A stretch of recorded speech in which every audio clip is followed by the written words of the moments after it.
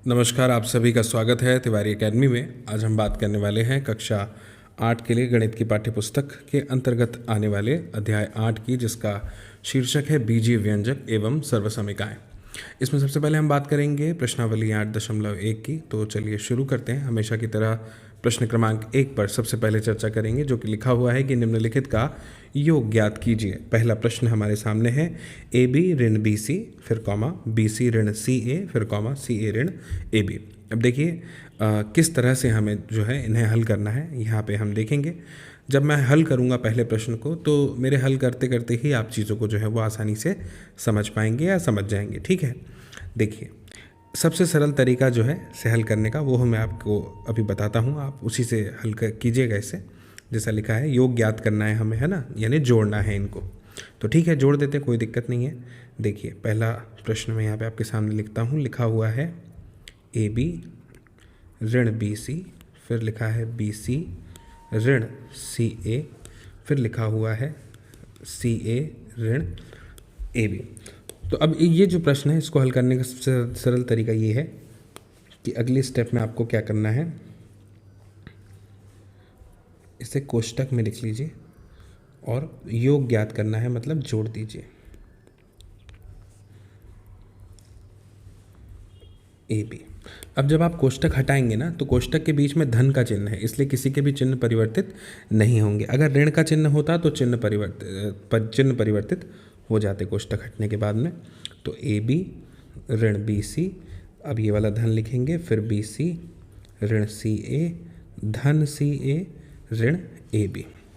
अब एक साथ वालों को एक साथ लिखते हैं, जैसे ये ए बी, ये ए बी, यहाँ लिख देंगे ए बी धन, ये ऋण का है, सॉरी, है ना, तो ऋण ए बी हो गया।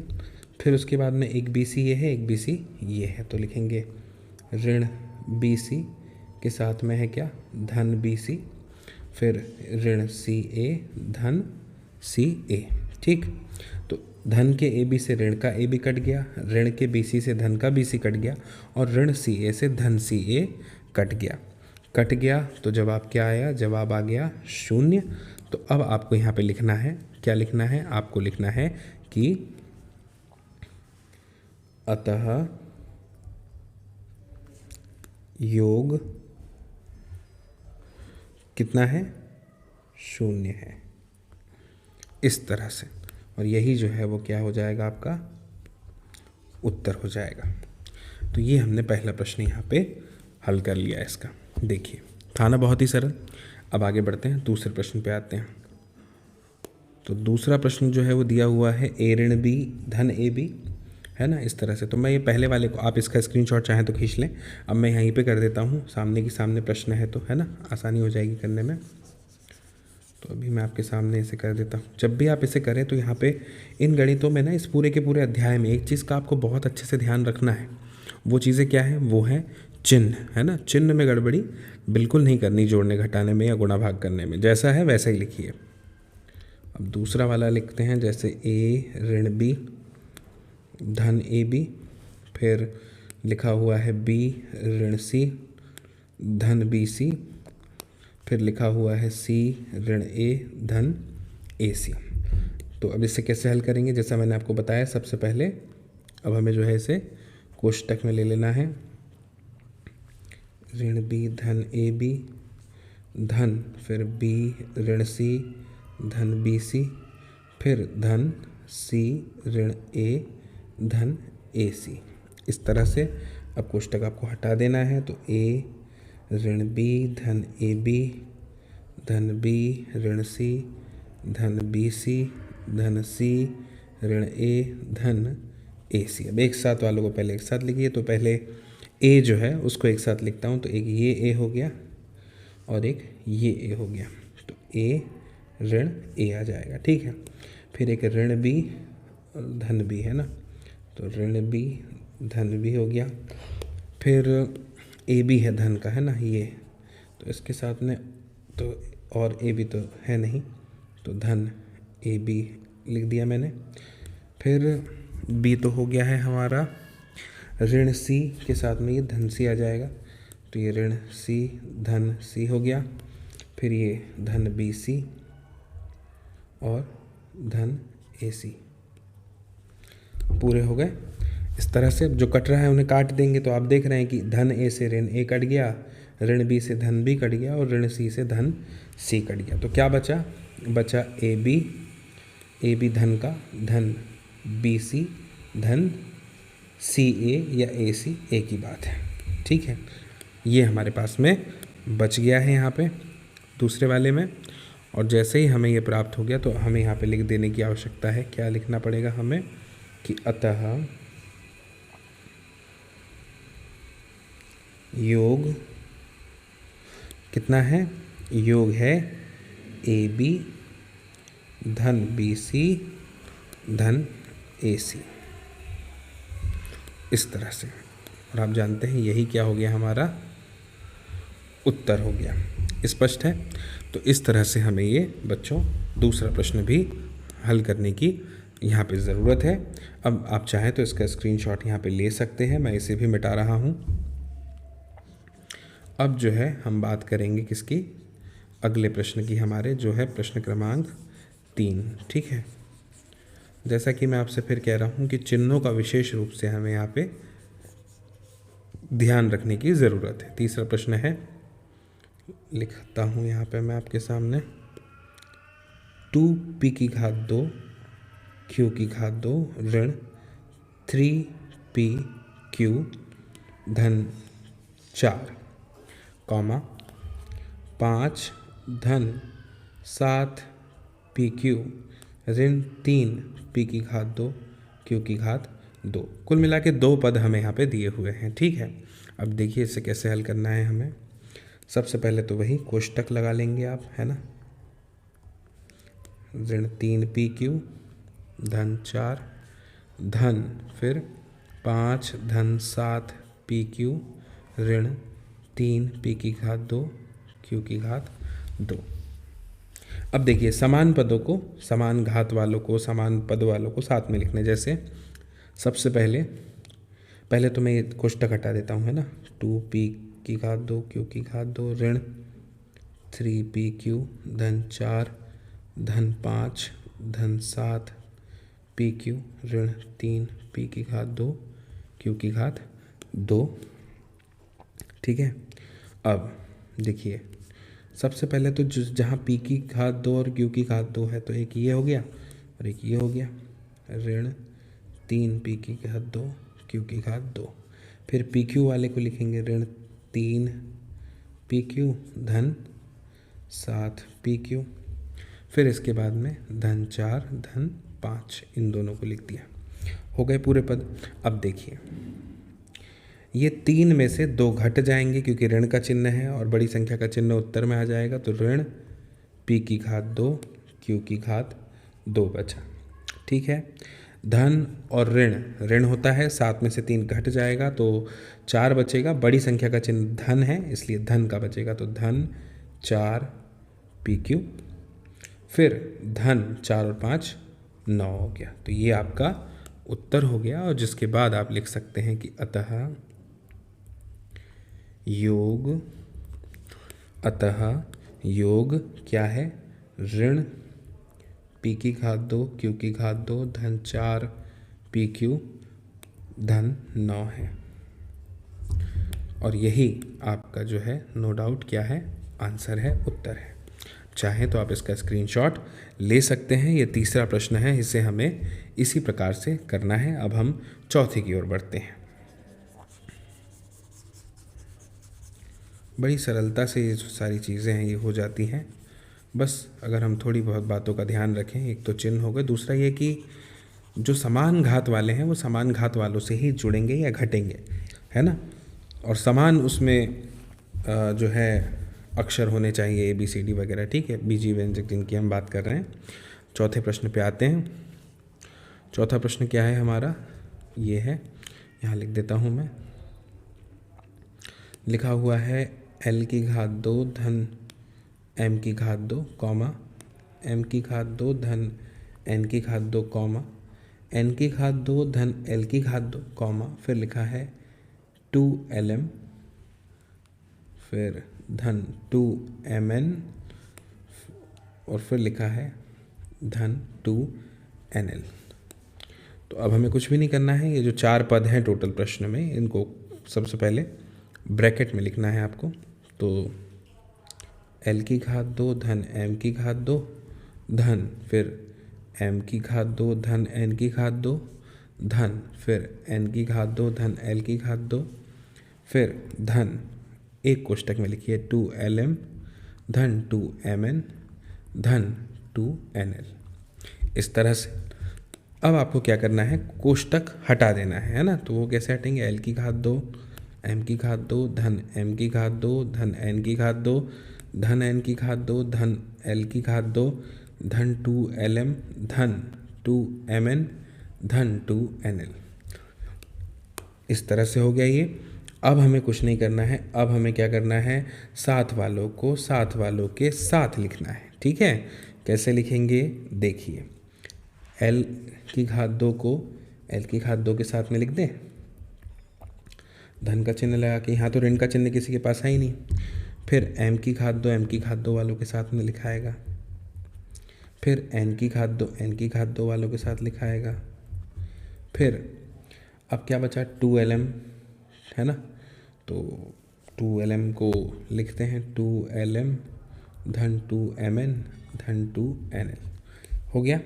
अब जोड़ते हैं तो ये हो जाएगा 2L स्क्वायर धन 2M स्क्वायर धन 2N स्क्वायर धन 2LM धन 2MN धन 2NL। इस तरह से ये हमारा आ जाएगा। आप देख रहे हैं कि 2 सभी में है, तो जब 2 सभी में है तो 2 को कॉमन ले लीजिए बाहर। तो क्या बचा, L की घात 2 धन M की घात 2 धन N की घात 2 धन LM धन MN धन NL।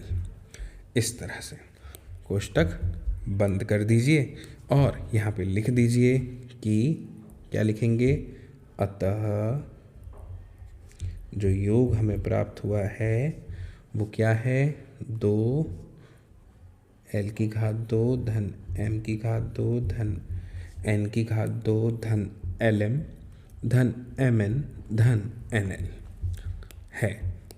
इस तरह से लिख दीजिए तो देखेंगे आप कि ये चारों प्रश्न जो हैं आपके ये हल हो गए। आप चाहें तो इसका स्क्रीनशॉट ले सकते हैं। अब हम आगे बढ़ते हैं और आगे बढ़ते हुए बात करते हैं हमारे अगले प्रश्न की। प्रश्न क्रमांक 2 की बात हम करेंगे। यहाँ पे प्रश्न क्रमांक 2 दिया हुआ है, पहला प्रश्न, इसको हल करते हैं। इसमें हमें घटाना है, तो कुछ भी नहीं है, बहुत सरल है। देखिए मैं आपको बताता हूँ कैसे करना है। सबसे पहले तो आप प्रश्न लिखिए, ठीक है। तो प्रश्न क्या है आपका, 12A ऋण 9AB धन 5B ऋण 3, इसमें से आपको घटाना है, ठीक है। तो घटाना है तो उसके लिए आपको क्या करना पड़ेगा, घटाने के लिए, अच्छा चलिए सीधा हल करते हैं हम इसको यहाँ पे, ठीक है। तो घटाने के लिए क्या करना पड़ेगा आपको, कोष्टक में लिखिए इसको। अब इसमें से घटाना है तो ऋण लगाइए और अगला लिखिए, क्या है, 4A ऋण 7AB धन 3B धन 12। ये आप घटा रहे हैं सीधे सीधे यहाँ पे, है ना, ठीक है। तो अब घटाते हैं, कैसे घटाते हैं, पहले तो ये वाला पद जैसा का वैसा आएगा। अब ये ऋण का गुना अंदर हो जाएगा तो चिन्ह बदल जाएंगे, ऋण 4A, ये ऋण 7AB तो धन 7AB हो जाएगा। ऋण कोष्टक के अंदर चला जाता है ना तो चिन्ह बदल जाते हैं, धन 3B का ऋण 3B हो जाएगा और धन 12 का ऋण 12 हो जाएगा। इस तरह से अब समान पदों को साथ में लिखिए। पहले ए वाले देखते हैं कितने हैं, एक तो ये है और एक ये है, चिन्ह के साथ लिखेंगे, धन 12A ऋण 4A। फिर इसके बाद में बी वाला पद है, क्या, बी वाला पद है हमारे पास में 5B धन का और 3B ऋण का। तो ऐसा लिख देते हैं, तो लिखते हैं धन 5B ऋण 3B, ठीक है। ए वाला भी हो गया, बी वाला भी। अब ए बी वाला देखते हैं, ये है ऋण 9AB और ये धन 7AB, ठीक है। अब क्या बचा, अब बचा ऋण 3 और ऋण 12, तो वो लिख दो ऋण 3 ऋण 12। इस तरह से लिख दिया हमने। अब हल करते हैं, 12A में से 4A घटा दीजिए तो कितने बचेंगे, तो बचेंगे 8A बड़ी संख्या का चिन्ह धन का है इसलिए धन 8a। यहाँ पे भी धन और ऋण ऋण होगा तो घट जाएंगे, 5 में से 3 घटा दीजिए, 2 बचेगा। लेकिन बड़ी संख्या का चिन्ह धन का है तो धन 2 भी बचेगा। ध्यान रखिएगा, चिन्हों का बहुत ध्यान रखना है। यहाँ पे भी ऋण 9ab है और धन 7ab है, तो 9ab में से 7ab घट जाएगा क्योंकि ऋण और धन भी ऋण होते हैं। तो कितने ए बी बचेंगे? 2 ए बी बचेगा, लेकिन वो काय का बचेगा? ऋण का बचेगा, क्योंकि बड़ी संख्या जो है वो 9 ए बी है और उसका जो चिन्ह है वो ऋण का है, 9 का है ना। तो अब आप यहाँ पे लिखेंगे ऋण कितना? 2 ए बी, इस तरह से, ठीक है। इस तरह से आपको यहाँ पे लिखना है। और क्या बचा आपके पास में? अब आपके पास में बचेगा ऋण 3 और ऋण 12। तो ऋण और ऋण धन होते हैं, दोनों को जोड़ दीजिए, कितना आ जाएगा? 15, और बड़ी संख्या का चिन्ह ऋणात्मक लगा दीजिए। तो ये आपका उत्तर प्राप्त हो गया। आपको क्या उत्तर मिल गया? आपका उत्तर हो गया 8a धन 2b ऋण 2ab ऋण 15। ये आपका उत्तर है, ठीक है। इस तरह से आप आगे पीछे क्रम को लिख सकते हैं। तो ये आपका उत्तर हो गया। आप प्रश्न क्रमांक 2 पर आते हैं। प्रश्न क्रमांक 2, ठीक है। तो चलिए मैं यहीं पे इसको मिटा देता हूँ। आप चाहें तो यहाँ पे इसका स्क्रीनशॉट ले सकते हैं, यही आपका उत्तर है फाइनल। अब मैं प्रश्न क्रमांक 2 यहीं आपके सामने हल करके आपको बताने वाला हूँ, ठीक है। तो मैं इसको मिटा देता हूँ फट से। चिन्हों का विशेष ध्यान रखने की ज़रूरत है, बार बार कह रहा हूँ। और स्टेप बाय स्टेप जब आप करते हैं ना, एकदम आसानी से हल हो जाती हैं चीज़ें, ठीक है। बहुत सरल प्रश्न है, ठीक है, बस ध्यान रखने की ज़रूरत है। तो अब बी वाले का हल करते हैं हम। बी वाले का तो हल कैसे करेंगे? बस वैसे ही करेंगे, कुछ भी नहीं करना है। घटाने की बात हो रही है तो घटा देंगे हम प्रश्न को। बस कोष्टक में मैं एक बार इन दोनों को लिख देता हूँ, घटाने के लिए अनिवार्य है ये। 2zx धन 10xy z में से घटाना है 3xy धन 5yz ऋण 7zx को, ठीक है। तो अभी घटा देते हैं, अब कोई दिक्कत नहीं है घटाने में, चिन्ह बदल जाएंगे। तो पहले कोष्टक के तो नहीं बदलेंगे क्योंकि उसके पहले ऋण नहीं था।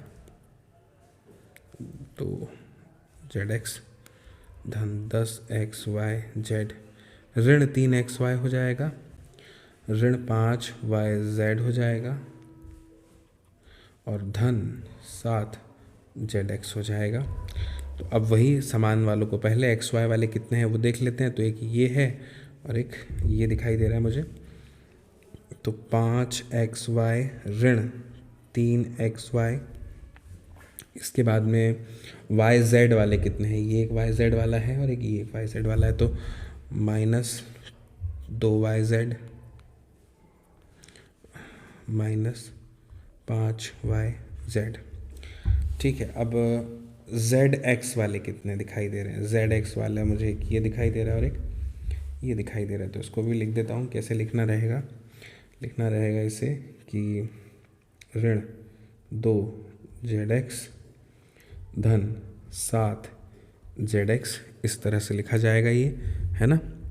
और इसके बाद में लिखा हुआ है xyz, है ना। तो धन वो एक ही बचा है हमारे पास, 10xyz, ठीक। जो कट रहा है काट दीजिए, जो घट रहा है घटा दीजिए, जो जुड़ रहा है जोड़ दीजिए, ठीक है। तो 5 में से 3 चला जाएगा तो 2xy, धन का चिन्ह रहेगा, ऋण ऋण धन होता है तो जुड़ जाएंगे, लेकिन बड़ी संख्या का चिन्ह ऋण ही रहेगा। तो 5 और 2 7yz हो जाएगा। धन, इसके बाद में धन का चिन्ह इसलिए क्योंकि 7 बड़ी संख्या है, उसका चिन्ह धन का है, उसमें से 2 को घटा दीजिए तो 5zx बचेगा और धन 10xyz।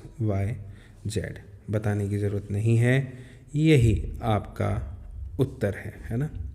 आप यहाँ पे लिख सकते हैं, चाहे तो आप स्क्रीनशॉट ले सकते हैं। ये बी वाले का हल है आपका, ठीक है।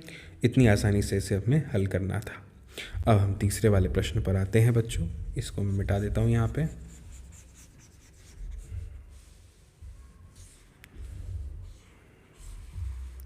जितना आप गणित को स्टेप बाय स्टेप करते हैं, उसको करने का आनंद उतना ही बढ़ जाता है, आप जानते हैं ना। सुंदर दिखना चाहिए गणित जो है हमारा। तो हल करते हैं सी वाला। सी वाले को हल करते हैं। कैसे हल करेंगे, यहाँ पे जिसमें से जिसको घटाना है उसको मैं लिखता हूँ आपके सामने। 2 कोष्टक में लिख देते हैं हम, है ना।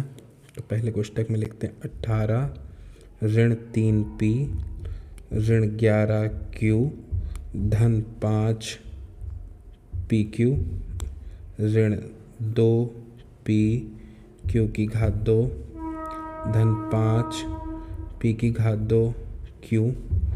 इसमें से घटाना है 4p की घात 2 q ऋण 3pq धन 5p q की घात 2 ऋण 8p धन 7q ऋण 10 को।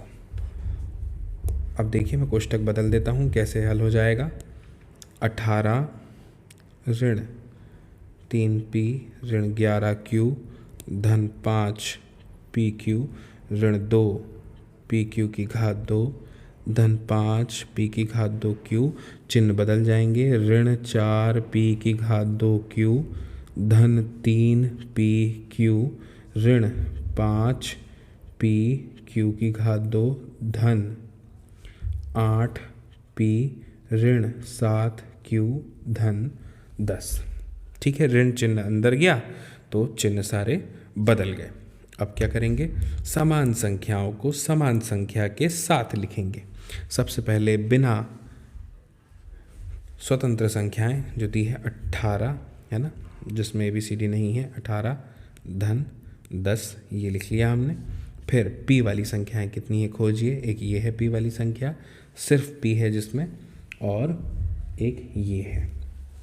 तो ऋण 3p चिन्ह के साथ लिखेंगे बाकायदा, ऋण धन 8p। ठीक है।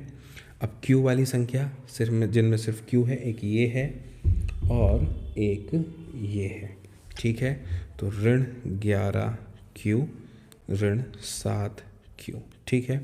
फिर PQ वाली संख्या धन 5pq, और किसके पास में है PQ, ये है, धन 3pq, ये हो गया।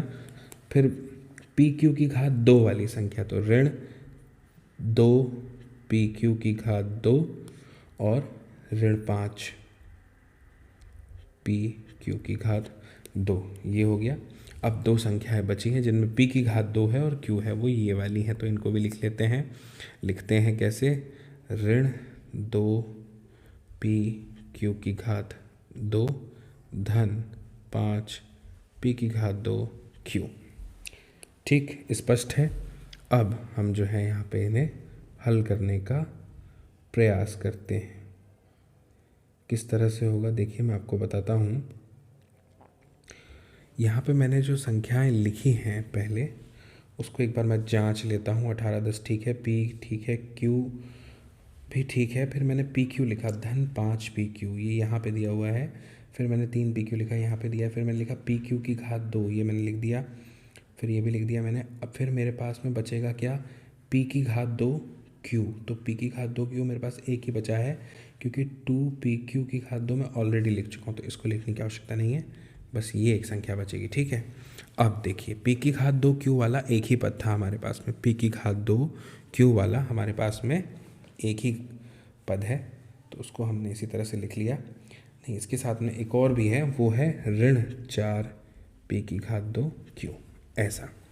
अब देखिए, अब हल करते हैं। थोड़ा सा ज़्यादा संख्याएं होने की वजह से ऐसा लग रहा है, बाकी प्रश्न वही बहुत सरल है। तो सबसे पहले 18 और 10 को हल कर देते हैं, दोनों को जोड़ देंगे तो 28 हो जाएगा। फिर 28 होने के बाद में अब 8p में से 3p घट जाएंगे और धन का चिन्ह लगने ही वाला है, तो 5p बचेंगे, क्योंकि बड़ी संख्या का चिन्ह धन का है। फिर 7q 11q में से घटेंगे यानी कि जुड़ जाएंगे, तो वो हो जाएगा ऋण 18q, क्योंकि चिन्ह जो है वो उनका समान था, ऋण। फिर PQ की बात करें तो PQ हमारे पास में धन 8pq हो जाएंगे, क्योंकि दोनों धनात्मक हैं। फिर PQ की घात 2 की बात करें तो वो हो जाएगा ऋण 5 और ऋण 2, यानी ऋण 7pq की घात 2। बड़ी संख्या 5 का चिन्ह ऋण है इसलिए। और अगर बात करें p की घात 2 q की, तो वो धनात्मक होगा क्योंकि बड़ी संख्या 5 है और उसका जो चिन्ह है वो धनात्मक है, और 5 में से 4 गया तो 1 बचेगा, जिसको लिखने की ज़रूरत नहीं है, सीधे लिखिए p की घात 2 q। अब बड़ी घातांकों के रूप में इसको थोड़ा जमा लेते हैं हम। तो पहले लिख देता हूँ आपके सामने p की घात 2 q, फिर ऋण 7 p q की घात 2 धन 8 p q ऋण 18 q धन 5 p धन 28। ये जो है ये हमारा उत्तर है। आप चाहें तो इस पूरे हल का स्क्रीनशॉट यहाँ पे अभी ले सकते हैं। ठीक है, मुझे उम्मीद है आपको ये बहुत अच्छे समझ में आया होगा। तो देखिए, ये जो थी हमारी प्रश्नावली थी 8.1। मुझे उम्मीद है आपको सारे प्रश्न बहुत अच्छे समझ में आए होंगे बच्चों। आप ज़रूर इस वीडियो की लिंक को शेयर कीजिएगा अपने दोस्तों मित्रों साथियों के साथ में, ताकि वे लोग भी देखें इस वीडियो को और समझ पाएँ इस जानकारी को। बाकी मेरी फिर आपसे बहुत जल्द मुलाकात होगी अगली नई जानकारी के साथ में, नए वीडियो में, और तब तक के लिए आप सभी को मेरा नमस्कार।